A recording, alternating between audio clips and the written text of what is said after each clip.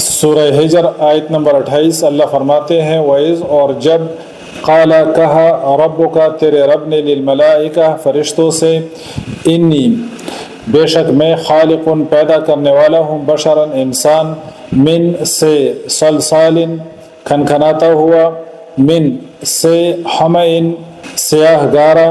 مسنون سڑا ہوا۔ اور جب تیرے رب نے فرشتوں سے کہا کہ میں سڑی ہوئی اور کھنکھناتی مٹی سے انسان پیدا کرنے والا ہوں، فَإِذَا پھر جب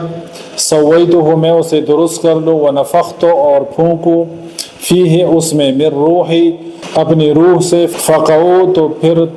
گر پڑو لہو اس کے لیے ساجدین سجدہ کرتے ہوئے۔ فسجدہ پس سجدہ کیا الملائکہ فرشتوں نے کلہم وہ سب اجمعون سب کے سب الا ابلیس سوائے ابلیس کے ابا اس نے انکار کیا ان کہ یکون وہ ہو مع ساتھ الساجدین سجدہ کرنے والوں سے۔ ابلیس نے انکار کیا سجدہ کرنے والوں میں شامل ہونے سے۔